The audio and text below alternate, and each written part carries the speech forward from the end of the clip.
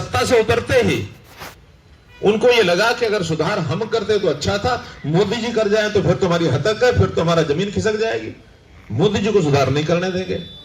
राजनीति में इससे ऊपर उठ के सोचना होता है। भला कोई भी कर जाए, ऐसा नहीं कि कांग्रेस ने अच्छे काम नहीं किए होंगे या किसी और पार्टी ने सारे खराब किए होंगे, ऐसा नहीं है। अच्छा काम कोई भी करती है पार्टी, कोई भी सरकार करती है।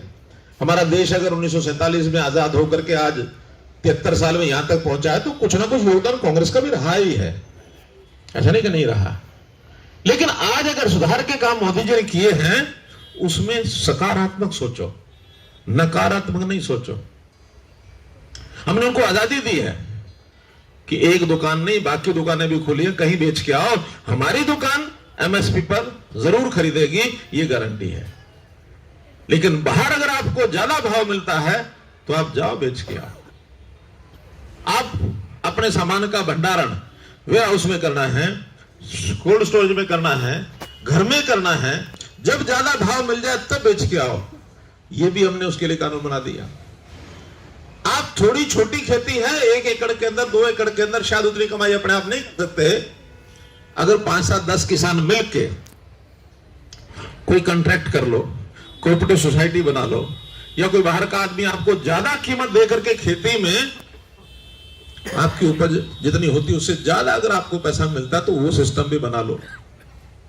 पहले भी तो हम करते ही थे ना, डंगवारे की खेती करते ही रहे ना भाई, एक बड़ तेरा एक बड़ मेरा, दोनों मिलकर डंगवारे की खेती करेंगे।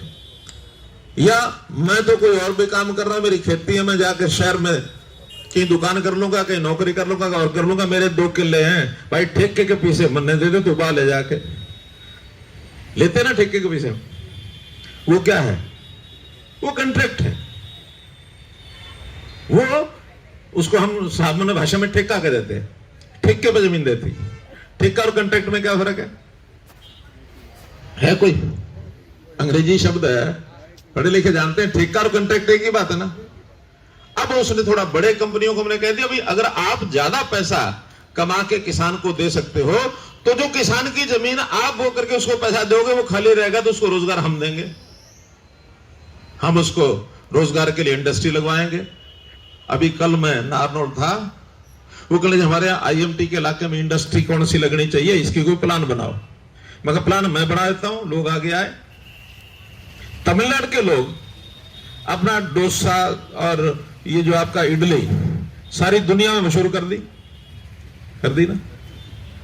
अमृतसर वालों ने अपना परोठा सारी दुनिया में मशहूर कर दिया। गुजरात के लोगों ने फाफड़ा और वो क्या ढोकला सारी दुनिया में मशहूर कर दिया।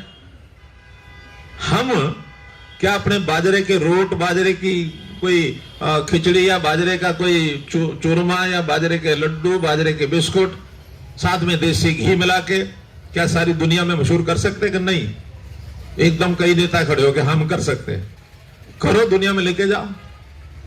पैसा तो बाजार में बहुत मिलता है, हमारे अपने घर की चीज का हमको कुछ नहीं मिलता। घर का दूध आदमी पी जाता, कुछ लगता थोड़ी है। पड़ोसी भी मांगेगा तो 10-5 रुपए किलो देगा। लेकिन अगर अच्छी पैकिंग करके दिल्ली में लेके जाएंगे, गाय का दूध आज भी 100 रुपया किलो बिकता है, गाय का दूध। तो मार्केट जहां बड़ी है, पैसा जहां ज्यादा मिलता है, वो किसानों के लिए उपलब्ध करा के हम लाएं, ये इस कानून में छुपा हुआ है। तो आप अपने इलाके के लोगों को समझाओ। और इसमें भी हमारा किसान उतना ज्यादा अभी नहीं आगे बढ़ा है। ये पंजाब के लोगों को ही थोड़ा, वहां की समस्याएं और हैं, कहानियां और हैं। हम तो यहां हर चीज खरीदने लग गए हैं। सरसों क्या, बाजरा क्या, मक्का क्या, मूंग क्या, मूंगफली, सब चीजें खरीदते, कपास। वहां तो धान और गेहूं के अलावा कुछ बेचते ही नहीं। गन्ना हमारे यहां सबसे ज्यादा 350 रुपए quintal, highest in the country, ये हमारा है। तो हम तो हरियाणा के किसान के लिए सरकारी घाटा भी खाने के लिए तैयार हैं। पंजाब खोखला हुआ है, उसके पास घाटा खाने के लिए पैसा ही नहीं है। तो मित्रों, ये विषय जो कि आप सब किसानों के प्रतिनिधि ज्यादा यहाँ बैठे हुए मुझे लग रहे हैं, इसलिए मैंने आपके सामने विषय रखा है। विषय तो नगर निगम के चुनाव का है, इनसे उसका लेना देना नहीं है। लेकिन आप अपने वोटर्स को ये विषय समझाओ कि कांग्रेस का खेल चाहे वो सेंटर में हो, चाहे स्टेट में हो, चाहे नगर निगम में हो, ये अलग अलग तरीके खेल खेलते हैं। इनमें से अगर बचोगे, एक अच्छी सरकार या नगर निगम में बनाओगे, हमारे ईमानदार प्रत्याशी, चाहे वो मेयर के प्रत्याशी ललित बत्रा हो, चाहे 20 के 20 हमारे पार्षद वो जननायक जनता पार्टी के, भारतीय जनता पार्टी के, दोनों के मिला के हैं। मैं उस पार्टी का नाम आजकल लेने लग गया हूं, बीजेजेपी है। दोनों आगे के नहीं?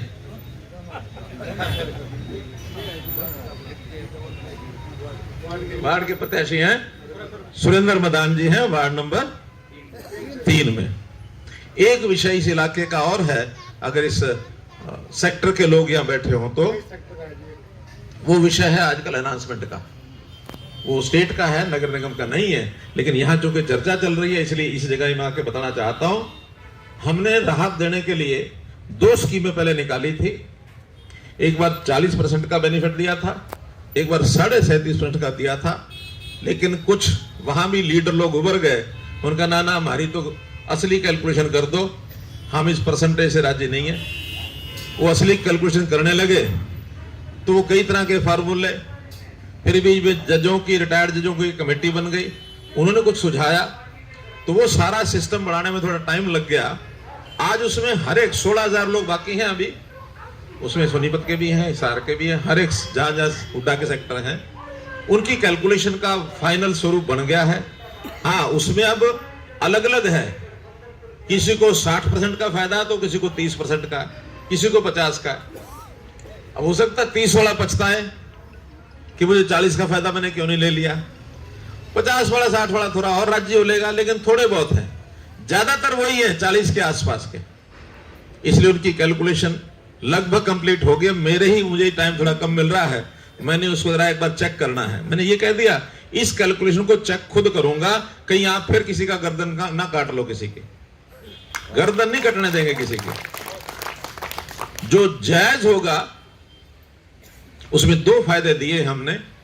एक तो ब्याज का टाइम थोड़ा कम किया है, एक रेट कम किए हैं, एक जो जमीन है जितनी, यानी जिसको सेलेबल एरिया कहते हैं, बिक्री योग्य जमीन, वो उसको बढ़ा दिया है ताकि उस जमीन का बोझ बाकी लोगों पर ना पड़े, उसको बेच करके उसका पैसा कमा लेंगे। ये भी पैसा थोड़ा सा रेट में सस्ता हो जाएगा। से 3 लाभ ये इसमें दिए हमने कैलकुलेशन करके, 2 दिन में, 4 दिन में, 10 दिन में, कभी भी। लेकिन इसको इस नगर निगम के चुनाव के साथ मत जोड़ना, ईमानदारी से कह रहा हूं, उससे अलग विषय है। और जो जायज है उसको करेंगे, किसी की गर्दन नहीं कटने देंगे। अब आपसे अपील है कि हमारी पूरी टीम